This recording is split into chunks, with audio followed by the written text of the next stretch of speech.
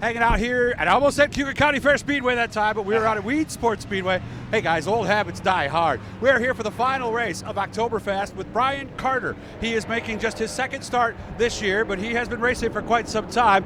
Well, you were just out on the racetrack, Brian, in the Pro Stock. How did it feel? It felt good. You know, the racetrack is beautiful on this October sunny day, so it's going to be a great racing for us. It's a little bit of bite up around the top and a little slick in the middle already. It's going to be great.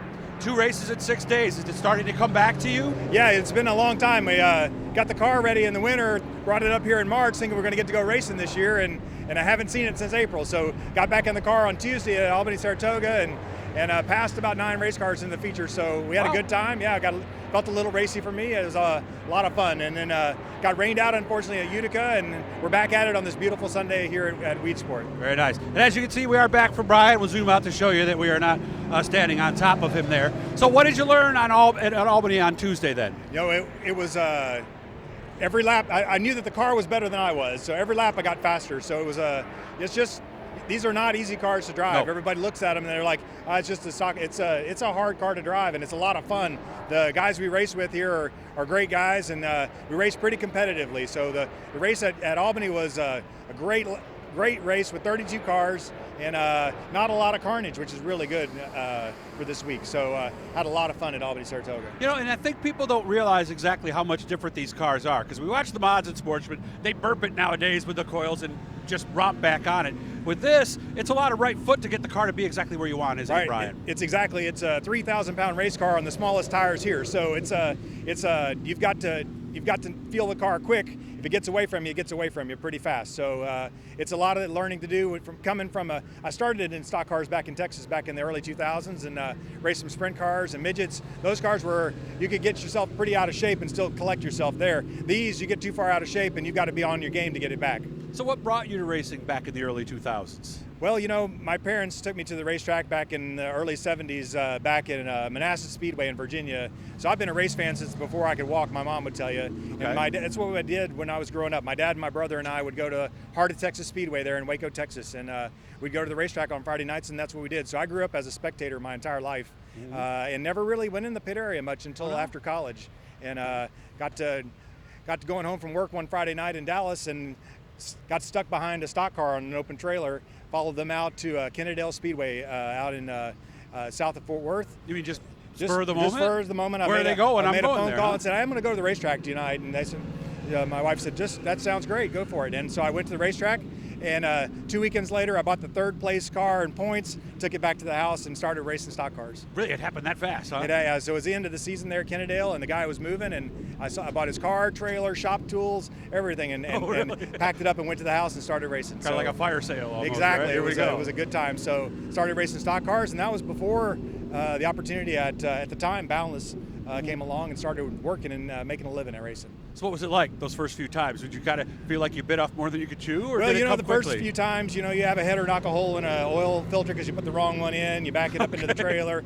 Typical things. You got duct tape numbers on the side of the car. Right. It was kind of a little. It was a little bit. It was a lot of fun. I'm a hands-on guy. I like working on the cars, and it was enlightening experience for me to go and play. But the thing is, at this place, even today, if you have trouble, somebody around you is going to help you. And it was a great community of people that I learned to race with, and it was just a lot of fun. Did it click right away? Did you keep up right away, or did it take some time? Yeah, it was competitive mostly. My objective at the racetrack has always been to have a lot of fun. So, I want to win races, sure, but I'm actually out here to not tear anything up, make some friends, and have a good time racing. I want to be racy and competitive, and if I'm that, I'm having a good time. Okay. How did you end up in the open wheel stuff then?